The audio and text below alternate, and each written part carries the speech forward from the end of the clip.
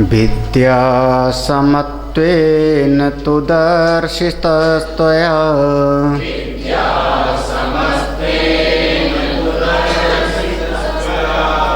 विद्या समत्वेन तु दर्शितस्त्वया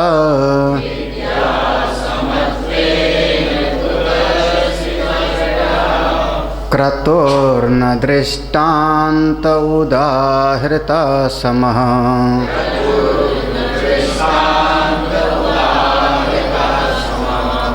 फलै पृथक्त्वाद् बहुकारकै क्रतुः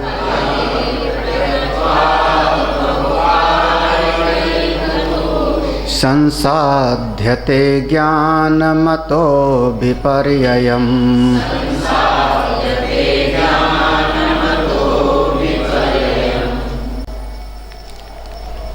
लक्ष्मण जी ने बहुत प्रेम से भगवान से पूछा। समाधित शुद्ध मानसः, अपने मन को पवित्र करके साधन चतुष्टय से संपन्न होकर के भगवान की शरणागति प्राप्त किए। भगवान श्री राम ने लक्ष्मण जी को ये अंतिम उपदेश है अध्यात्म रामायण का राम गीता, जिसमें गंभीर चिंतन और गंभीरतम उपदेश है। सबसे पहले तो भगवान ने हम मनुष्यों की जो दुर्लभता है उसका प्रतिपादन किया कि इतना दुर्लभ ये देह है, इसको ऐसे ही व्यर्थ नहीं जाने देना चाहिए। जीवन का प्रयोजन क्या है इसका निश्चय करो। उसके बाद भगवान ने एक विषय लिया लक्ष्मण जी को समझाने के लिए कि बहुत सारे समाज में ऐसे लोग हैं जो कहते हैं जीवन पर्यंत कर्म ही करते रहना चाहिए, जब तक जियो तब तक कुछ न कुछ करते रहो। और उसका उन्होंने प्रमाण दिया। एक तो वेद में भी ऐसा कहीं कहीं कहा है कि जब तक जीवे तब तक अग्निहोत्र आदि करता रहे, यावत जीवे तावत जुहोति। और साथ में बिना कर्म किए जीवन भी नहीं चलता। और तमाम तरह के मत संसार में प्रचलित हैं। भगवान ने यहाँ पर जो प्रसंग लिया, भगवान ने कहा देखो, एक सबसे बड़ी बात है जिस पर बहुत गौर करना। विद्या शब्द के दो अर्थ हैं। जब हम उपनिषद में वेद में आएंगे तो वहाँ विद्या शब्द के दो अर्थ माने जाते हैं। एक विद्या शब्द का अर्थ होता है उपासना, और दूसरा विद्या शब्द का अर्थ होगा ब्रह्म विद्या। ये दोनों के लिए विद्या शब्द का प्रयोग किया जाएगा। विद्याम च अविद्याम च यस्तद वेदो उभयम सह अविद्यया मृत्युम तीर्थवा विद्यया मृतमश्नुते। तो इस पर मतभेद है कि वहाँ विद्या शब्द का अर्थ ब्रह्म ज्ञान है या उपासना है। इस पर बहुत विचार किया गया है। तो विद्या शब्द के दो अर्थ आप लोग अभी समझ लो कि एक, जब हम समझ करके उपासना करते हैं, भक्ति करते हैं समझ करके, तो उस समझने में भी तो हमारी बुद्धि लगी ना। अगर हमको उपासना ही करनी है, भक्ति ही करनी है, तो बिना समझे बूझे अगर आप करोगे और उसकी बजाय समझ के करोगे तो समझ के करने वाला ज़्यादा श्रेष्ठ होगा ना। हमको घर में भी आप अपने आप अग्निकुंड जला के आहुति दे सकते हो। कोई मन्नत थोड़े है। घर में भी आप ठाकुर जी को विराजमान करके पूजा कर लो, लेकिन जब आप थोड़ा ठीक प्रकार से करना चाहोगे तो कोई पंडित जी को बुलाओगे ना, कोई पुरोहित जी में जो इस चीज़ के जानकार हैं कि किस समय पर अक्षत चढ़ाना चाहिए, किस समय पर फूल चढ़ाना चाहिए, कौन सा भोग लगाना चाहिए, किस समय पर किस तरफ किस देवता की स्थापना की जानी चाहिए। तो वो जो समझदारी है उपासना में, उसको भी विद्या शब्द से हम कहते हैं। विद्या में वहाँ पर, उपासना में समझदारी पूर्वक समझ करके भक्ति करना, उपासना करना, वहाँ विद्या शब्द का एक अर्थ ये होता है। विद्या शब्द का उसको कहते हैं उपासना सहित कर्म। हाँ, कर्मांग उपासना, शास्त्रीय शब्द है कर्मांग उपासना, समझ करके करना। तो ना समझी से करने की बजाय समझ करके करना बहुत अच्छा, ठीक है ना। तो ये जो जीवन में आप कर्तव्य कर रहे हो, बहुत थोड़ा ध्यान से समझना, यहाँ पर थोड़ा कठिन है। जैसे बहुत सारे समाज में एक बात ये कहते हैं कि हमको घर छोड़ना ना पड़े, हम परिवार में रहें, ना धन छोड़ें, ना घर छोड़ें, ना परिवार छोड़ें, ना बाल बच्चों को छोड़ें। महाराज, ऐसा कोई आसान उपाय बताओ कि जिससे परमात्मा मिल जाए घर में रहते रहते। भगवत प्राप्ति हम चाहते हैं, शांति चाहते हैं, मुक्ति चाहते हैं, भगवान का दर्शन चाहते हैं, लेकिन हमको त्यागने की उतनी सामर्थ्य नहीं है, छोड़ने का उतना बल नहीं है। तो कोई आसान उपाय बताओ कि घर में रहते रहते ही सब हो जावे। तो उस स्तर पे संतों ने कहा आप परिवार में कर्म करते रहो, और कर्म करते हुए जब आप उपासना करते रहोगे तो आपको आगे बढ़ा देगा। कर्म के साथ में अब क्या कहेंगे, काम करते रहो, नाम जपते रहो। देखो अभी आया ना, काम करते रहो, नाम जपते रहो। समझ में आया? ये हुआ कर्म के सहित आप उपासना। अब कैसी उपासना करोगे, समझ के कि बिना समझे? हाँ, नहीं, कौन सा नाम जपोगे? लो, एक प्रश्न पैदा हुआ।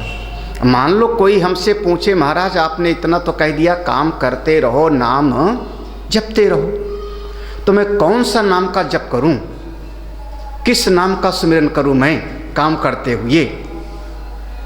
अब ये जो बुद्धि में समझ की बात पैदा हुई ना कि मैं जानना चाहता हूं, हाँ, यही तो विद्या हो गई। बिना समझे आप, बिना समझे कौन सा नाम लोगे?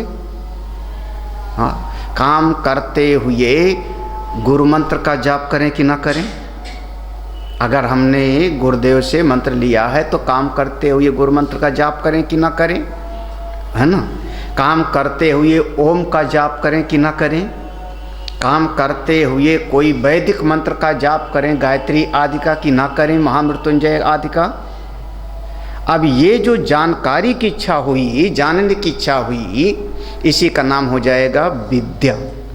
तो काम करते हुए, परिवार में रहते हुए, कर्म के साथ उपासना तो हो सकती है, विद्या सहित उपासना हो सकती है, लेकिन विद्या का अर्थ जो ब्रह्म ज्ञान है, आत्मज्ञान, वो कर्म के साथ नहीं हो सकती। आप समझिए, विद्या के अब दो अर्थ कर रहे हैं। विद्या का एक अर्थ समझदारी पूर्वक उपासना, और विद्या का दूसरा अर्थ हुआ ब्रह्म बोध। तो कर्म करते हुए संसार के सारे दुनिया भर के प्रपंच में फंसे हुए और हम चाहें कि अपने परमात्मा को जान लें, आत्मज्ञान प्राप्त कर लें, भगवत प्राप्ति कर लें, वो कठिन है, वो नहीं होगा। उस बात को भगवान ने यहाँ कहा। विद्या, इस श्लोक पर देखना, विद्या समत्वेन तु दर्शितः त्वया, जिन लोगों ने विद्या से बराबरी की है, किसका? क्रतु, क्रतु माने यज्ञ, यज्ञ। और यहाँ पर विद्या मतलब हुआ ज्ञान, ब्रह्म ज्ञान। यहाँ विद्या मतलब उपासना नहीं है, यहाँ जो बात आई है विद्या समत्वेन, जो लोग यज्ञ और ब्रह्म विद्या दोनों को बिल्कुल बराबर बराबर कहते हैं, वो दृष्टांत सही नहीं। ये दोनों एक साथ नहीं हो सकता, दोनों एक साथ नहीं हो सकता। भाई कर्म को पकड़ना भी और छोड़ना भी एक साथ कैसे होएगा? क्यों? देखो अलग अलग करते। फलैहि पृथक्त्वात् पहला हेतु है, क्योंकि यज्ञ आदि का फल अलग है और ब्रह्म ज्ञान का फल अलग है। दोनों का अंतर समझिए। तो उपासना और कर्म का तो समुच्चय बन जाएगा। उपासना और कर्म तो साथ साथ हो सकता है, लेकिन ब्रह्म विद्या जो आत्मज्ञान है, भगवत प्राप्ति है, वो और कर्म एक साथ नहीं हो सकता। अब सीधी सी बात कहूँ, हमको बहुत प्रिय है एक दोहा मुझको बहुत प्रिय है।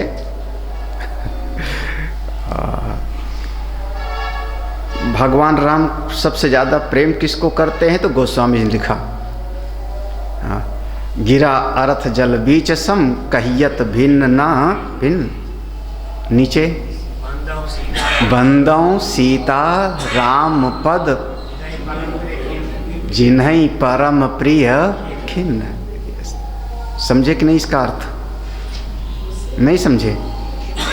खिन्न माने दुनिया से उब गया है।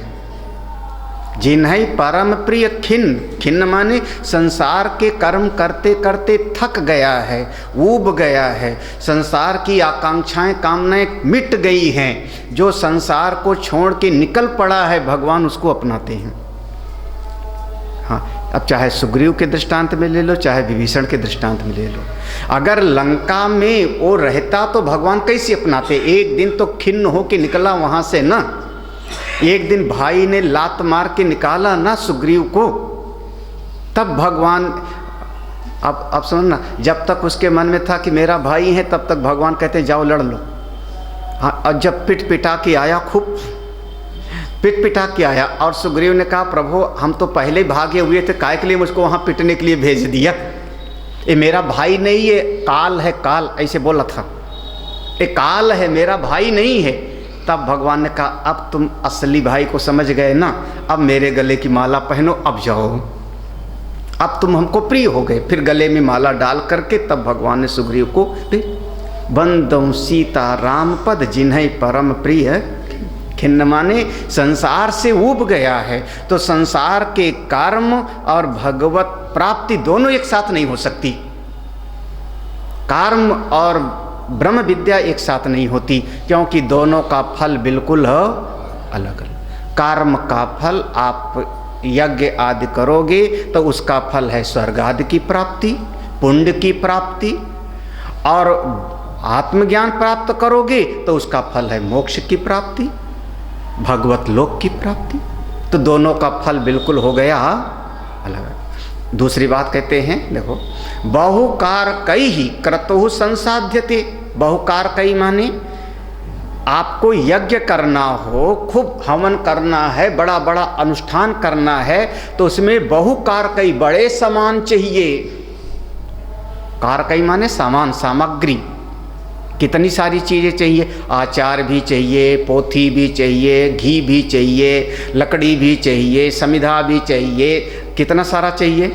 आसन भी चाहिए, कमंडल भी चाहिए, चावल गेहूँ भी चाहिए, और बाद में दक्षिणा भी, हाँ दक्षिणा भी चाहिए। और दक्षिणा में जरा सी गलती हो जाएगी तो बहुत गड़बड़ी होगा। अभी अभी सुना था एक राजा नृक की कथा, सुना था ना, अभी इसी प्रसंग में आया था। इतना बड़ा बड़ा यज्ञ करते थे और एक गाय की दक्षिणा में जरा सी गलती हो गई, प्रमाद, तो क्या हो गया? कौन से शरीर मिला फिर? गिरगिट का, राजा नृक का, है ना। तो वो बहुत सारी चीज़ें हैं, सब ठीक ठाक होनी चाहिए, तब आपका कर्म होवेगा। और ज्ञान में, आत्मज्ञान में कौन से कारक की जरूरत है? कौन सी चीज़ की जरूरत है? भगवत प्राप्ति में अरे छोड़ो, बल्कि आंख बंद करो, काम करना थोड़ा कम करो, ध्यान में बैठो, आपको आत्मा की प्राप्ति में, भगवत दर्शन में देरी नहीं। दो दृष्टांत अब चित्त में ले आओ, सुतीक्ष्ण का और ध्रुव का। ध्रुव जंगल में बैठ करके ध्यान करते हैं, भीतर परमात्मा का दर्शन हो गया। रामचरितमानस में सुतीक्ष्ण का है, वो बैठे हैं, भीतर परमात्मा का दर्शन हो रहा है। बाहर भले खड़े हों तो उनसे कोई लेना ही देना नहीं है, वो तो नेत्रे नहीं खोलते भीतर से। हाँ, वो तो बाद में भगवान ने लीला किया कि जो भीतर दर्शन हो रहा था उस स्वरूप को खींच लिया, तब उठे। कौन सी चीज़ की ज़रूरत है अपने भीतर आत्मा को, परमात्मा को जानने में? अपने भीतर चले जाओ और अपने भीतर ही आपके परमेश्वर हैं। उसके अनुभव में आपको बाहर के किसी साधन की जरूरत नहीं। और कर्म में तो बिना साधन के हो नहीं सकते। अब वहाँ से हमको यहाँ तक आना है तो कुछ न कुछ तो चाहिए, कुछ न कुछ।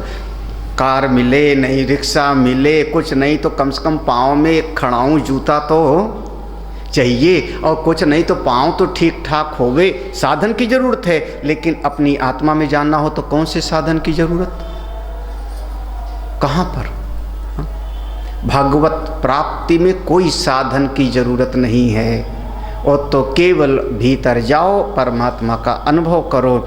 और कर्म में बहुत सारे साधन की जरूरत है, इसलिए ये बात ठीक नहीं। कर्म और ज्ञान दोनों अलग अलग है। यहाँ पर पूरा समझना, विद्या से दो अर्थ है, उपासना और कर्म हो सकता है। उपासना और कर्म एक साथ चल सकता है, लेकिन ब्रह्म ज्ञान और कर्म एक साथ नहीं।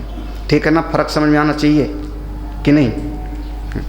अगला देखो, सप्रत्यवायो ह्ययमेत्यनात्मधि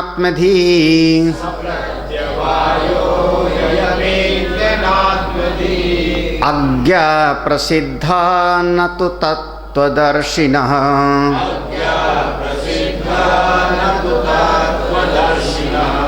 तस्माद् बुधये त्याज्यमभिक्रियात्मभिः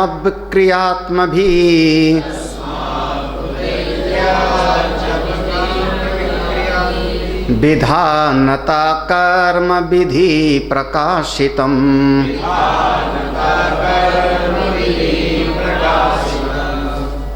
पहले एक बात रखी थी भगवान ने कि कुछ लोग कहते हैं कि जो कर्तव्य बताया है वो नहीं करोगे तो एक पाप लगेगा। उस पाप का एक नाम बताया था प्रत्यवाय, है ना? अब ये सब वेद के शब्द हैं, सब वेद के शब्द हैं। इसको कहते हैं अकरणे चा प्रत्यवायः। थोड़ा सा आप इसको एक बात में सरल भाषा में कहता हूँ, समझना, ध्यान देना। एक नित्य कर्म होता है ना हमारा, नित्य कर्म जैसे सवेरे उठ के स्नान करना है, सवेरे उठ के मंजन करना है। नित्य कर्म हमारे संध्या बंदन करना है। नित्य कर्म, अगर आप यज्ञोपवीत पहनते हो, ब्राह्मण हो, क्षत्रिय हो, तो आपका गायत्री जाप आपका नित्य कर्म है, वो आपको करना ही करना है। संध्या बंदन करना, उसको कहते हैं नित्य कर्म। तो जो नित्य कर्म है, तो ये श्रुति है, वेद में है, नित्य कर्म करने का कोई पुण्य नहीं होता। नित्य कर्म करने का कोई पुण्य नहीं होता। दुनिया में लोग जो नित्य कर्म करते हैं उसी को समझ लेते हैं कि हम बहुत बड़ा पुण्य कमा रहे हैं। ये वैदिक शब्द है, कोई पुण्य नहीं होता। लेकिन उल्टा इसका है कि अकरणे चा प्रत्यवायः, और नहीं करोगे तो पाप लगेगा। बड़ा विचित्र है नित्य कर्म का। नित्य कर्म समझ में आ रहा है कि नहीं? नित्य कर्म नहीं करोगे तो उसका कोई पुण्य नहीं है, वो तो आपने ड्यूटी निभाई, आपका कर्तव्य था, वो आपको तो करना ही करना था। तो करते हो तो कोई उसका पुण्य नहीं है, लेकिन नहीं करोगे तो उसका पाप लगेगा। वेद भगवान ने कहा मातृदेवो भव, पितृदेवो भव, अतिथि देवो भव, ऐसे शब्द प्रयोग किया ना, ठीक है ना? ये वेद भगवान ने कहा। तो माता पिता ने हमको इस शरीर को 25 साल तक पाल पोस के बड़ा किया, उन्होंने इस शरीर के पालने में रुपया खर्चा किया, श्रम लगाया, समय लगाया इस शरीर को पालने में। तो सवेरे उठ के अगर पिताजी को आपने प्रणाम किया तो नित्य कर्म है आपका, नहीं करोगे तो पाप लगेगा। लो, हाँ, माता जी को प्रणाम किया, पिताजी को प्रणाम किया, ये आपकी ड्यूटी है जी। हाँ, अच्छा, एक आदमी को नौकरी मिल गई और नौकरी पे खड़ा होकर के, वो सड़क पर खड़ा होकर ट्रैफिक पुलिस से उसने अपनी ड्यूटी किया, तो उसने पुण्य कमाया क्या? हाँ हाँ, पुण्य कमाया उसने। अरे उसकी ड्यूटी है ना, वो उसके बदले तनख्वाह ले रहा है ना। जो तनख्वाह ले रहा है और कर्म कर रहा है तो उसमें पुण्य कहाँ की बात आ गई? तो आपने माता पिता से इतना सारा ले लिए हो तो हाँ, वो उतार रहे हो तो पुण्य कहाँ से? हाँ, और नहीं करोगे तो, क्योंकि आपने कर्जा लिया हुआ है और उतारे नहीं तो नहीं लिए तो आपने पाप तो लाद लिया ना। तो अकारणे चा प्रत्यवाया, नहीं करने पर पाप लगेगा। ये श्रुति प्रतिपादित है, वेद प्रतिपादित है। अच्छा, भगवान से लिए हो कि नहीं कुछ? इस शरीर को पालने में भगवान की कृपा है कि नहीं? अन्न खाए हो, जल पिए हो, हवा ले रहे हो, बिना श्वास के जीवन किसकी कृपा से? हाँ, बोल रहे हैं किसकी कृपा से? भीतर बैठ करके शक्ति देने वाले हैं ना। जब उनकी कृपा से आप बोल रहे हो, कान से सुन रहे हो, उन्हीं की कृपा से आंख से देख रहे हो, तो आप सवेरे उठ के ठाकुर जी की पूजा कर दिया तो कौन सा पुण्य है? ये तो आपकी ड्यूटी है, ये तो आपका कर्तव्य है, ये आपका कर्तव्य है हुजूर। हाँ, नहीं करोगे तो, हाँ, नहीं करोगे तो पाप लगेगा पक्का। वो पाप का नाम है प्रत्यवाय, ये तो रट लेना ना। हाँ, ये रट ले, अकारणे चा प्रत्यवाय। तो प्रत्यवाय नाम का जो पाप बताया है कि कर्म नहीं करोगे तो प्रत्यवाय लगेगा, तो भगवान ने सीधे कहा, लक्ष्मण, ये कर्म किसको बताया जाता है? अब तुरंत देखना, कर्म किसको बताया जाता है? ही अहम इति अनात्मधि, संधि विच्छेद करना।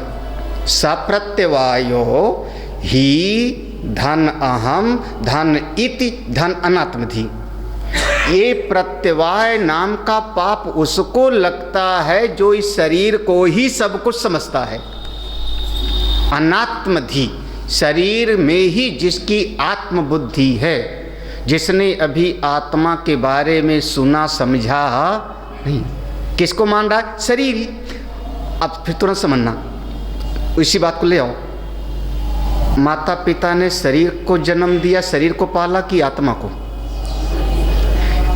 हाँ, भीतर वाला कौन है? ईश्वर अंश, वो माता पिता का अंश नहीं है। भीतर वाला माता पिता का अंश नहीं है, अन्न जल का अंश नहीं है। ममैवांशो, तुरंत समझिए, है ना। तो ये शरीर है ना उनका। तो जो शरीर से ममता रखता है, शरीर से ही मोहित है, वो अगर कर्म नहीं करेगा तो उसको पाप लगेगा। जिसकी शरीर में अहम बुद्धि नहीं है उसको कोई पाप नहीं। कितनी आसान सी बात है। अच्छा, एक आदमी पागल हो गया, अब उसको शरीर से कोई ज़्यादा ध्यान नहीं, उसको कोई कानून वानून नहीं लगता। फिर वो कई बार पागल सड़क के बीच में खड़ा होकर डंडा हिलाता रहता है। एग्जम्पशन है। हाँ, एग्जम्पशन है। हाँ, पागल पर कोई केस नहीं चल सकता। हाँ जी। अब बताइए, वकील देखो, वो कानून पढ़े लिखे, कानून ऐसा है कानून। अच्छा, हमको ध्यान। हाँ, क्योंकि अब उसका इस शरीर से और यहाँ से उसका उतना अकल नहीं है ना। तो जब इसके भीतर वो बोध नहीं है भाई, अच्छा हम उपदेश किसको देंगे, समझाएंगे किसको? जिसके भीतर समझदारी थोड़ी होगी उसी को तो ना। और जो बिल्कुल ना समझ होवे उसको क्या उपदेश दोगे?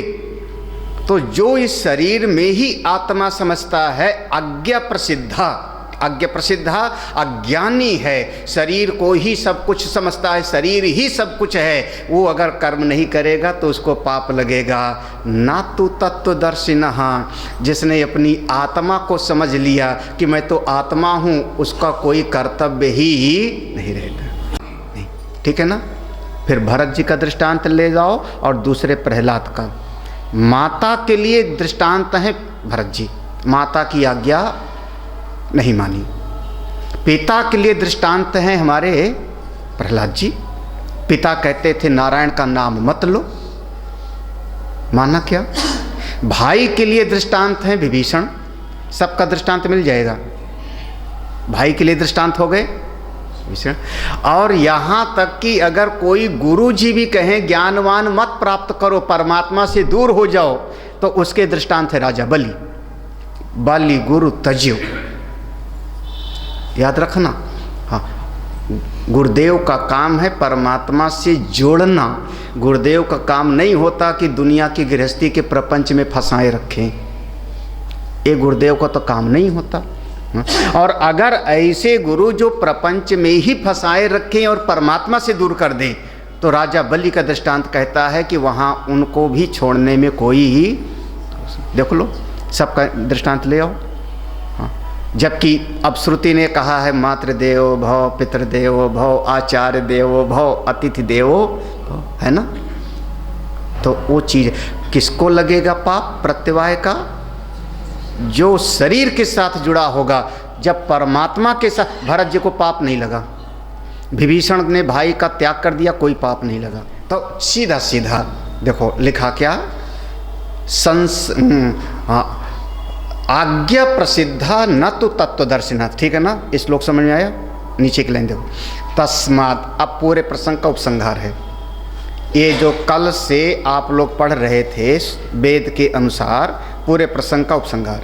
तस्मात् बुधई त्याज्यम अविक्रियात्म भी विधानतः। तस्मात् बुधई, तस्मात् माने इसलिए, बुधई माने जिसकी अकल जग गई, जो बुद्धिमान हो गया, जो समझदार हो गया।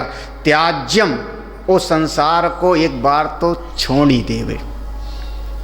अब विक्रियात्म भी, हाँ, किसके लिए? परमात्मा के लिए, परमेश्वर के लिए, परमात्मा की प्राप्ति के लिए, भगवत प्राप्ति के लिए एक बार तो छोड़कर। हाँ, कैसे छोड़े? विधि प्रकाशित, मन मर्जी से नहीं। जैसे श्रुतियों ने कहा, जैसे विधि प्रकार से, मतलब किस प्रकार से दीक्षा लेनी चाहिए, किस प्रकार से संत, उसका अपना एक सही तरीका होता है। वानप्रस्थ कैसे लेना है, संन्यास कैसे लेना है, या कैसे संत की दीक्षा, विधि प्रकार से, विधि प्रकाशितम, नियम पूर्वक एक दिन त्याग कर देना चाहिए। क्यों? क्योंकि ये संसार के कर्म करने से आपको स्वर्ग तक की तो प्राप्ति हो सकती है, लेकिन भगवत प्राप्ति तो नहीं। भगवत प्राप्ति अलग चीज है, स्वर्ग की प्राप्ति बिल्कुल अलग चीज है। इतना समझ में आना चाहिए ना। अब फिर क्या करें? जब थोड़ा संसार के कर्मों को किनारे किया, अब क्या करें? तो आगे कहते देखो, एक समस्या ये हो सकती है, कोई घर वगैरह छोड़ के बिल्कुल जंगल में जाके एकांत में बैठ जावे और जाके तपस्या करने लगे अपने आप।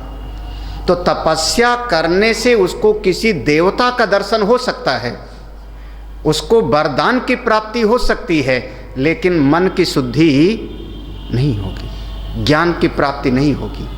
नहीं तो तपस्या तो हिरण्याकश्यप ने बहुत बड़ी किया होगा, रावण ने भी तपस्या किया, कुंभकर्ण ने भी किया ना, तपस्या तो किया। घर छोड़ के चले गए, जंगल में जाके तपस्या किया, वरदान उनको मिल गया, लेकिन मन शुद्ध नहीं हुआ, तो वरदान पाने के बाद में अत्याचार शुरू कर दिया। अगर एक बार किनारे गए तो करें क्या? बोले ऐसे जंगल में जाके मत बैठ जाओ, बल्कि गुरु जी के पास जाओ। जब संत की शरण होगी तो संत अपने आप सही उपाय बताएंगे और साधक के मन को ठीक कर ले। देखो, श्रद्धान्वितस्तत्त्वमसीति वाक्यतो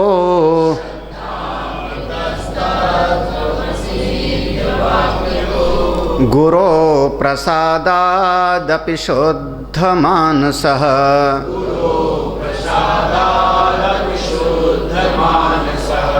विज्ञाय चैकात्म्यमथात्मजीवयोः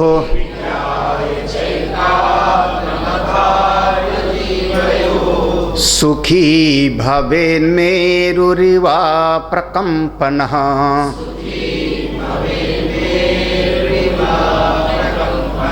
बहुत बढ़िया ये श्लोक है, देखना।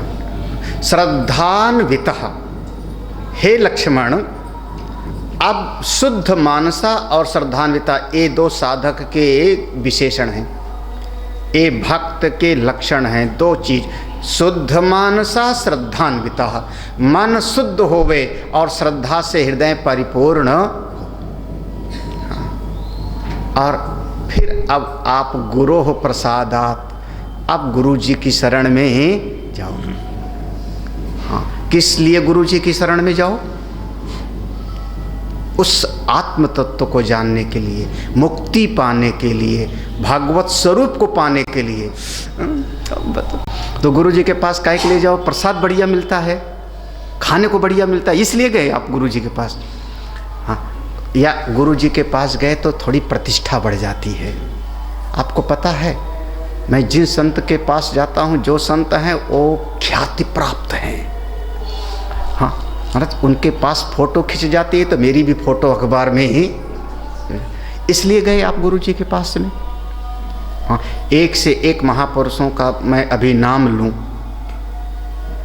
विध्वस्त महापुरुष, तपस्वी महापुरुष, तो उनकी कभी फोटो में नाम क्या लोग जानते भी नहीं।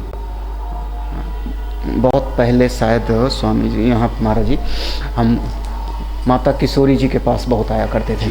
सिद्ध किशोरी, हाँ, बहुत बात रहते थे उनके पास में। तो कृष्णानंद महाराज कई बार भोजन वगैरह खुद बनाने में बड़ा प्यार था उनको, खुद बना के खिलाए। तो वहाँ लता जी थी, एक पुरुष का शरीर था, पुरुष थे, अपने आप को हमारा सीता जी की जो है सखी मानते थे लता जी। थोड़ा सा ऐसे झुक के चलते थे, झुक के चलते थे। तो हम पूज्य महाराज जी तेजोमयानंदा जी के साथ आए, और रानी कमला भार्गव थी और इनकी गाड़ी थी। जी चेला थे। जी, इंदिरा गांधी के वो सिखाने वाले, तो कार्तिकेय जी के जो है। तो जो हम आए तो लता जी ने, अब हम लोग लता जी बोलते, पुरुष थे। तो वहाँ पर जनकपुर में सीता जी के मंदिर के किनारे, ज़्यादा पढ़े लिखे नहीं थे, एक ग्रंथ लिखा संस्कृत में, उसका नाम था जानकी चरितामृतम। संस्कृत में इतना मोटा ग्रंथ हमको दिया, तेजोमयानंद पास रखे है ना। देख के कैसे ईश्वर की कृपा है उन पर, कैसे हुआ। और फिर वो हमको, वो लता जी ने कहा चलिए आपको दर्शन करावें संतों के। तो तेजोमयानंदा जी, हम, कमला भार्गव, रानी कमला भार्गव, 4-5 लोग मिलकर लता जी के साथ अयोध्या में आए। तो यहाँ कई संतों के ऐसे दर्शन कराए जो बस एक कमरे में अपना बैठे भगवान का ध्यान कर रहे हैं, कोई नाम भी नहीं जानता था उनका। जो ख्याति तो एक अलग चीज़ है ना, प्रतिष्ठा एक अलग चीज़ है, लेकिन ऐसे भजनानंदी संतों का जो दर्शन कराया, अब क्या पता यहाँ भी लाए हो स्वामी जी, 25-30 साल पुरानी बात है, 90 की बात बता रहा हूँ मैं, सन 90 की बात थी। कभी तो उन्होंने किसी को आंख उठा के देखा नहीं, तो फिर ऐसे ऐसे संतों का दर्शन कराया। तो अब कोई गुरु जी के पास जाता है कि मेरा नाम फैल जाएगा, बोले ये फिर गुरु जी के पास जाने का फल तो नहीं। हाँ, यश के लिए नहीं जाते, धन के लिए नहीं जाते, प्रतिष्ठा के लिए नहीं जाते। गुरु जी के पास गए किस लिए? ज्ञान पाने के लिए ना। गुरु बिन होय की क्या भाई, ये तो साफ साफ वर्णन है, गुरु बिन होय की ज्ञान। ज्ञान के लिए जाओ ना। कौन सा ज्ञान? अच्छा, कौन सा ज्ञान? वही कहते हैं तात्त्वमसीति वाक्यतः, वो ज्ञान प्राप्त करो जिससे भगवत प्राप्ति हो, आत्मा के स्वरूप का बोध हो। वही तात्त्वमसी, जाके उनसे पूछिए भगवान क्या लिखा है शास्त्रों में, श्रीमद् भगवत गीता क्या कहती है, उपनिषद क्या कहते हैं, रामायण में क्या वर्णन है, वो ज्ञान प्राप्त करो। तो एक शब्द बहुत प्रसिद्ध है ये सामवेद का, इसको कहते हैं साधना वाक्य। ये साधना का उपदेश है। जब कोई शिष्य आया और गुरुजी चाहते हैं कि तुम परमात्मा को जानो, तो उनको उपदेश दिया तत्त्वमसि। तत्त्वमसि, तुम वही हो, पहचानते नहीं हो। हाँ, जैसे कल हमने हनुमान जी का वो दोहा सुनाया था ना, देह दृष्टिया तु दासोहम जीव दृष्टिया त्वदंशकः वस्तुतस्तु त्वमेवाहम इति में निश्चिता। तीसरी दृष्टि जो तत्व की है, उस दृष्टि से तो जो आप हैं वही मैं हूं। कैसे समझ में आवेगा, इसी को कहते तत्वमसि। विज्ञाय च एकात्म्यम अथ आत्मजीवयो, ये जो जीव है अपना जीव, ये जीव और वो जो अपना परमात्मा है, जीवात्मा और परमात्मा में एक दृष्टि से भेद है और एक दृष्टि से अभेद है। उस अभेद वाले को जान करके सुखी भवेत, सुखी हो जाओ। कैसे सुखी हो जाओ? मेरु इव, जैसे सुमेरु पर्वत है, चाहे जितनी आंधी आवे, तूफान आवे, ओला पड़े, बिल्कुल हिलता डुलता नहीं। ऐसे अपने सुख से, अपने आनंद से डावाडोल मत हो, उस अपनी महिमा में स्थित रहो, अपनी महिमा में रहो, उसको जान। दोनों बातें हैं, एक दृष्टि से भेद है और एक दृष्टि से अभेद है। हाँ, विज्ञाय च एकात्म्यम, उस एकत्व की दृष्टि को जान लो। वही वो दृष्टांत ले आओ, बूंद और समुद्र। तो बूंद और समुद्र में एक दृष्टि से भेद है। किस दृष्टि से? बूंद छोटी सी है और समुद्र विशाल है, व्यापक है। तो ऐसे जीव अल्प है और भगवान सर्वव्यापक हैं, सर्वज्ञ हैं। जीव में जरा सी शक्ति है और ईश्वर सर्वशक्तिमान है। जीव के पास में जरा सा प्रेम है, भगवान सबसे प्रेम करते हैं। सब मम प्रिय मम। हाँ, तो एक दृष्टि से भेद है। जैसे अगर जल की दृष्टि से देखें तो बूंद और समुद्र दोनों ये कहें जल की दृष्टि, ऐसे ही चेतन की दृष्टि से देखो तो जीव और ईश्वर में चेतन की दृष्टि से एक है। इसको समझना चाहिए। जो वो समझ ले वे एकत्व वाला, वो अपनी महिमा में रहता है, अपनी महिमा में। आप उसी स्थिति को विचार लो। भगवान विलाप कर रहे हैं, मेरी सीता कहाँ खो गई। भोले बाबा की दृष्टि क्या है? उस समय सती जी अलग देखती हैं, उनका निर्णय अलग होता है। और भोले बाबा की दृष्टि रोते हुए भगवान को भी देख करके क्या कहते हैं? जय सच्चिदानंद। तो अब शरीर को नहीं देखा ना, उनकी लीला को नहीं देखा ना, देखा किसको? उनके तत्व को। जय सच्चिदानंद, आप सच्चिदानंद हो। जब वहाँ पर देखोगे तो भोले बाबा को कोई कष्ट नहीं है। और जिसने लीला को देखा वो फिर बेचारा, क्या बेचारी, महाराज फिर 1-2 जन्म की यात्रा बढ़ गई ना। जीवन में परेशानियां हुई, शरीर छोड़ना पड़ा, अगला जन्म लेना पड़ा, तपस्या करनी पड़ी और फिर कथा सुनना पड़ा उनको। तत्व की दृष्टि प्राप्त करो। कैसे जाने? जो तो तत्वमसी को कैसे समझते हैं। अब अगला शब्द, शास्त्र पढ़ना है तो आगे का जो शब्द है इसको समझो। ये थोड़ा शास्त्रीय शब्द है। आदौ पदार्थावगतिर्हि कारणम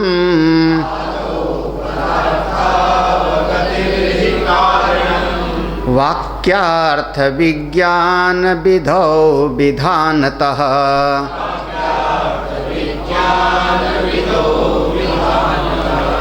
तत्त्वं पदार्थो परमात्म जीवकौ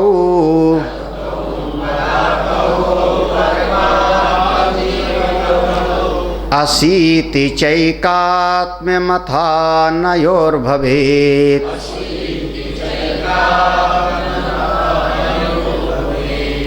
हाँ, अब एक बात तो यहाँ पर सोच लेना। फिर भगवान ने कहा, लक्ष्मण इस ज्ञान का फल है, समझदारी का फल है सुखी भवेत्।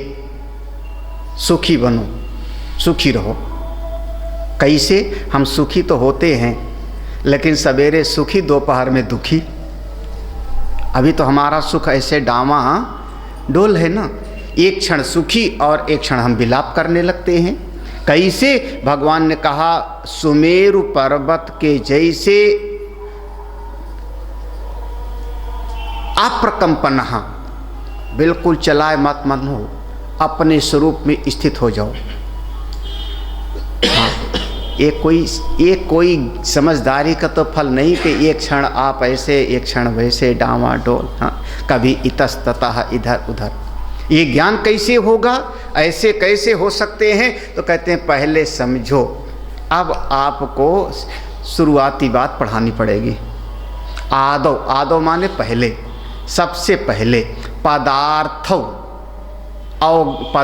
अवगति ही कारणम, सबसे पहले पद पदार्थ को समझना पड़ता है, नहीं तो आपको कोई मतलब समझ में बात नहीं समझ। देखो अब हम एक शब्द प्रयोग करते हैं, हम कहते हैं अक्षर, है ना। अक्षर का एक नाम हम देते हैं वर्ण। हाँ, वर्ण, वर्णमाला। शुरुआत में पहले की किताब में ऐसे होता था, वर्ण यही लिखा होता था ना, वर्णमाला। उसके दो भेद होते थे वर्णमाला में, स्वर और, याद आ गया ना। हम लोग जबरदस्त इसको लगाते नहीं थे, आ आ ई ओ ओ। हाँ, ये स्वर हो गया और व्यंजन के का से लेके हा तक ये है व्यंजन। हाँ, और हा के बाद में फिर क्या आता है? छा, छा, कक्षा वाला छा मत बोलो, छा त्रा ज्ञा, ये तीनों संयुक्त अक्षर हैं, इसमें स्वर नहीं जुड़ा है। इसमें जैसे आप लोग पढ़ते नहीं थे कक्का किक्की कुक्कू, हाँ, तो का धन ई, उसमें स्वर जुड़ा तो की हो गया। का धन उ बराबर स्वर जुड़ा तो कु हो गया, है ना। अब ये पहली क्लास हो गई ना। लेकिन जो क्षात्राज्ञा है उसमें कोई स्वर नहीं, उसमें दो व्यंजन जोड़ के ही बना है। हाँ, दो व्यंजन ही जोड़ करके वो बना हुआ है, इसलिए पूरी तरह से जो अब देखो ना, ये स्वर और व्यंजन हो गया। ठीक है, अब यहाँ तक समझना। तो का से लेके हा तक, तो पूरा स्वर और व्यंजन को अगर हम जोड़ते हैं तो कहाँ से आएगा? आ से शुरू हुआ स्वर और व्यंजन समाप्त हुआ कहाँ पर? हा तक। ठीक है ना, आ से हा तक। समझ में आया? नहीं समझ में आया? इसी के बीच में दुनिया है। आ से हा के बीच में कौन है? अहम। आप क्या कह रहे हो? मैं, अहम। हाँ, कहाँ है पूरी सृष्टि? जब जगे तो सृष्टि दिखाई पड़ी ना, जब जगे तभी तो, हाँ? आंख खोला तभी तो। अहम के बीच में सारा कुछ है, उसके मूल को कहाँ पहचाना है? तो अब इसमें दो तीन वह स्वर और व्यंजन जुड़ करके जब कोई एक बना तो उसको आपने कहा शब्द। अब उसको आप कहोगे शब्द। हाँ, जैसे का मा ला, तीनों जोड़ दिया तो क्या हो गया? अब कमल। ठीक है ना, इसका नाम हुआ शब्द, इसको अब कहेंगे शब्द। 3-4 शब्द जोड़ दिया हमने, जब 3-4 शब्द हमने जोड़ दिया तो उसका नाम होता है वाक्य। अब समझना आप, वर्ण शब्द वाक्य। ठीक है, एक वाक्य बना, कमल का फूल लाओ, कमल का फूल ले आओ। ठीक है ना, बन गया ना, एक शब्द बन गया, एक वाक्य बन गया। और जैसे कह दिया कमल का फूल ले आओ, भगवान को अर्पित करना है। अब जिससे हमने कहा कमल का फूल ले आओ, जिससे कहा, उसने जीवन में कभी भी कमल शब्द का अर्थ समझा ही नहीं था। तो कमल शब्द का अर्थ अगर नहीं समझा है तो हमने कहा तो उसको कि कमल का फूल ले आओ, ठाकुर जी को चढ़ाना है। अब क्या करेगा? कैसे लाएगा? कि जीवन में कभी कमल को ना देखा था, ना सुना था, ना लाया था, क्या करेगा वो? तो जब देखो, इसका नाम है पद। अब इसको कह रहे हैं पद, आदौ पदार्थ।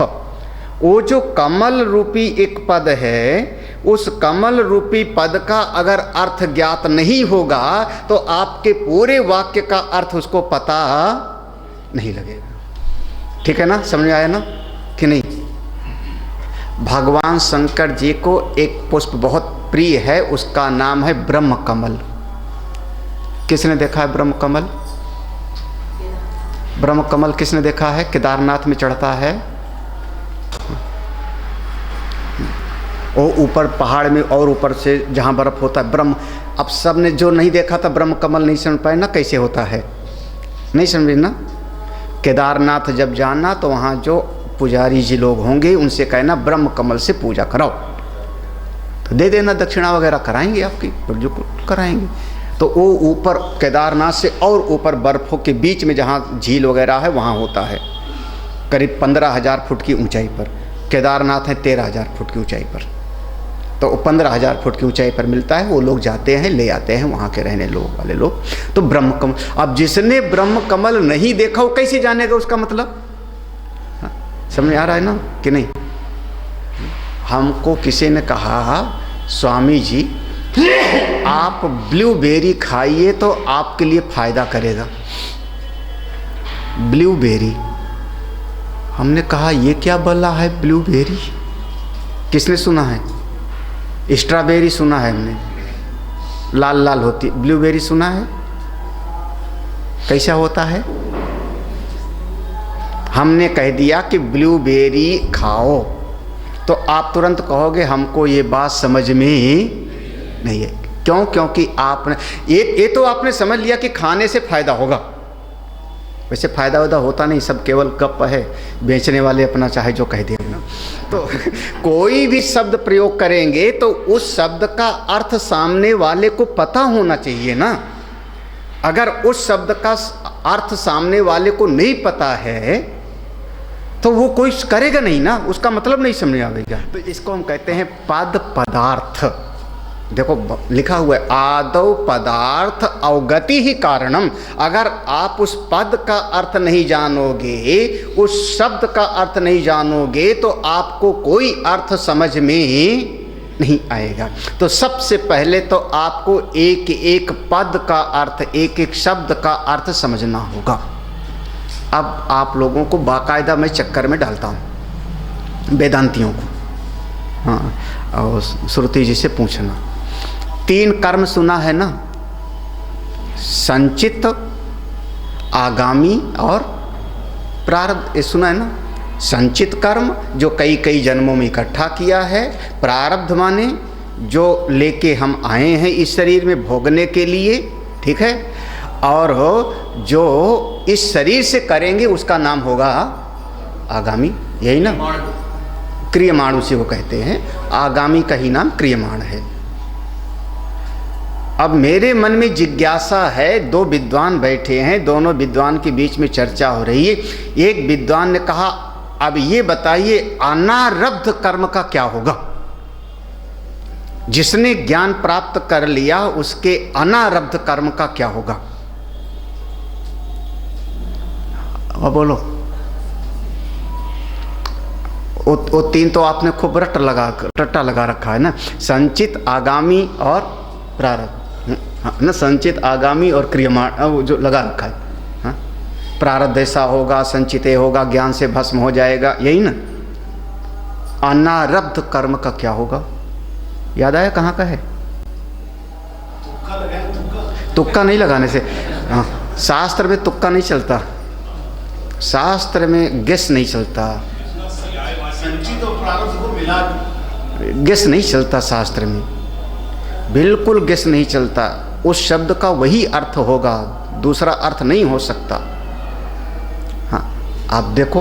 तो अब अगर हमने पूछा, हमने कोई वक्तव्य दिया कि ज्ञानी के अनारब्ध कर्म का क्या होगा, तो सामने वाले को इस वाक्य का कोई मतलब समझ में नहीं आया। ठीक है ना?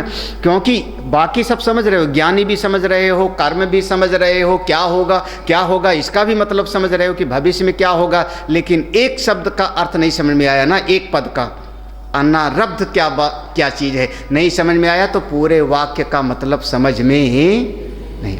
ठीक है ना। ऐसे ही जब कभी किसी भी शास्त्र का अर्थ निकालना होता है, किसी भी शास्त्र का, अरे यहाँ तक रामायण का भी अर्थ निकालना हो तो आपको समझना पड़ेगा पूरा का पूरा। हाँ, यज्ञ पेखन तुम देख निहारे, विधि हारी शंभु नचाव निहारे।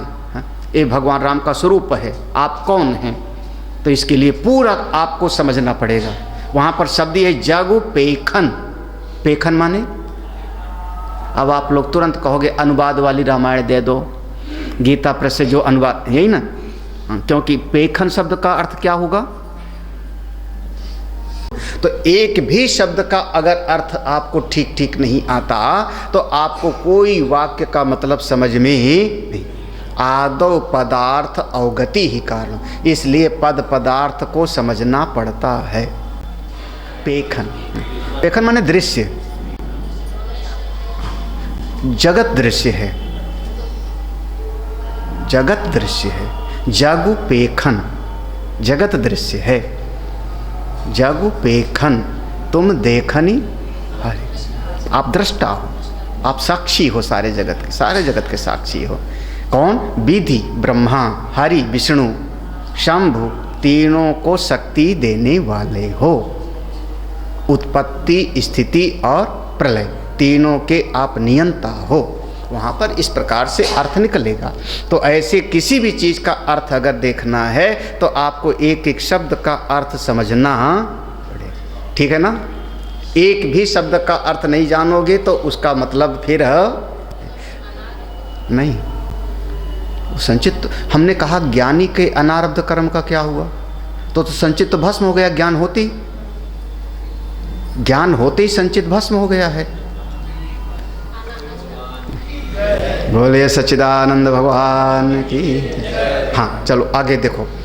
आदौ पदार्थ अवगति ही कारणम। हाँ, चित्त में अनारब्ध बैठ गया। प्रारब्ध के दो पार्ट करो ना। एक प्रारब्ध वो जो भुक्त हो चुका है और दूसरा प्रारब्ध हो जो अभी अनाभुक्त है। तो अनाभुक्त प्रारब्ध को क्या बोलोगे? छूटा हुआ तीर तो है, छूटा हुआ बाण तो है, लेकिन अभी अनाभुक्त है, उसका क्या होगा? तो उसी को हम अनारब्ध कह रहे हैं। जरा सी बात है।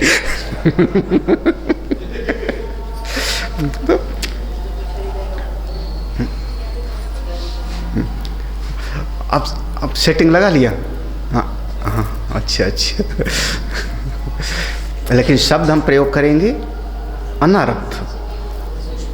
हाँ, तो प्रारब्ध के दो भेद करो ना, जो भोग चुका है और जो अभी बाकी है।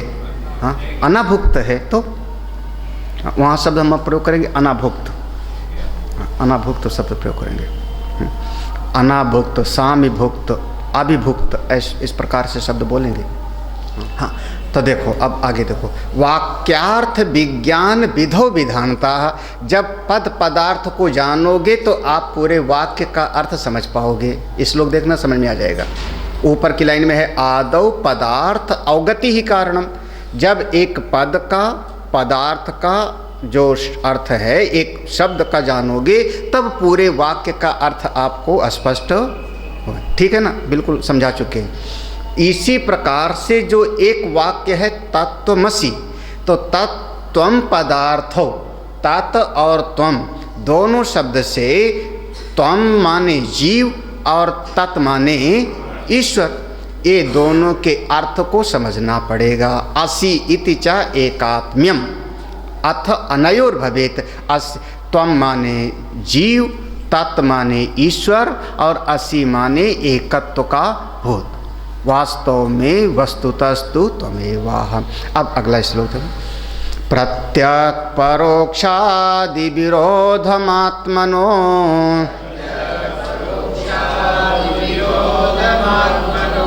विहाय संगृह्यतयोश्चिदात्मताम् संशोधितां लक्षणया च लक्षितां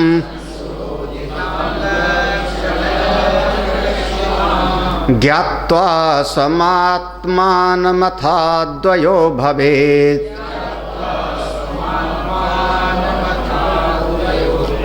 प्रत्यक परोक्षादि विरोधम। अरे बिल्कुल तात और त्वम में विरोध है जी। कैसे विरोध है? त्वम प्रत्यक्ष है मैं, और तत् परोक्ष है। एक अभी सामने है, और ईश्वर को हम क्या समझते हैं कि ईश्वर तो अभी हमको दृष्टिगोचर नहीं हो रहा है। हाँ, तो विरोध दिखाई पड़ रहा है, तो कर रहे हैं विरोधम आत्मनो विहाय। ये जो विरोध है इसको निकालो, संशोधित, इसको विचार करके संशोधित करो। कैसे? लक्षणया, लक्षणावृत्ति के द्वारा, तब आपको अपनी आत्मा का ज्ञान हो। वही विरोध, जैसे ईश्वर सर्वज्ञ हैं, जीव अल्पज्ञ। ईश्वर सर्वशक्तिमान हैं, जीव अल्प शक्ति वाला है। ईश्वर सबसे प्रेम करते हैं और जीव केवल अपने लोगों से ही प्रेम करता है ना, सीमित हो गया ना। तो जीव में सीमा है और ईश्वर असीम है। तो ये बिल्कुल विरोध दिखाई पड़ रहा है। जो विरोध दिखाई पड़ रहा है तो कैसे समझें? तो उसका विचार करना पड़ेगा, चिंतन करना पड़ेगा। कैसे चिंतन करें? तो कहते 3 तरीके से विचार किया जाता है, 3 तरह का लक्षण। एक लक्षण है, नाम है जहती लक्षणा, दूसरे का नाम है अजहती लक्षणा, तीसरे का नाम है भाग त्याग लक्षणा। ये सुना है कि नहीं? किसने नहीं सुना है शब्द? नहीं सुना? सबने सुना है? तो फिर आगे बढ़ें। जयती लक्षणा का मतलब होता है शब्द का जो अर्थ है ना, पूरा का पूरा छोड़ दिया जाता है। कोई शब्द का अर्थ पूरा छोड़ दिया जाता है और दूसरा अर्थ पकड़ लिया जाता है, उसको कहते हैं जयती लक्षणा। दृष्टांत क्या दिया? ये न्याय दर्शन का विषय है। दृष्टांत दिया, जैसे किसी से पूछा कहाँ रहते हो, तो उसने कहा गंगायाम घोषः, गंगा में रहता हूँ, गंगा में रहता हूँ। तो गंगा में कोई घर थोड़े बना पावेगा। गंगा में माने जल के भीतर। तो जल के भीतर कोई कैसे रह पाएगा? मछली थोड़े तुम हो। तो क्या हम समझेंगे? गंगा में रहता हूँ ये कह रहा है, इसका मतलब गंगा जी के किनारे होगा झोपड़ी, है ना। ये शास्त्रीय दृष्टांत है। दुनियादारी वाले दृष्टांत तुम, शास्त्र से अलग दुनिया वाला दृष्टांत। कोई एक भगत आया मेरे पास, प्रणाम किया। हमने पूछा कैसे हो? उसने कहा स्वामी जी मर रहा हूँ।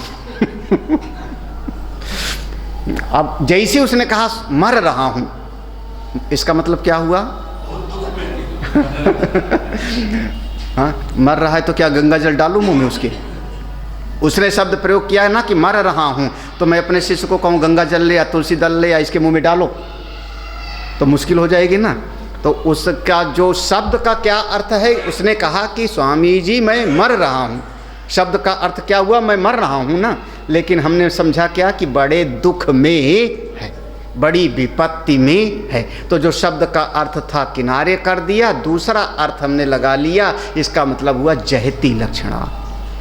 हाँ, ये बहुत सारी चीज़ों में है, बहुत जीवन में कदम कदम पर आप लोग प्रयोग करते हो, कदम कदम पर। हाँ, तो क्या कर रहे हो? क्या कर रहे हो? घास छील रहा हूँ। हाँ, अब खुरपी है ही नहीं, घास है ही नहीं, खेत है ही नहीं, घर में बैठा है। और आदमी से पूछो कर क्या रहे हो, तो कहता है घास छील रहा हूँ।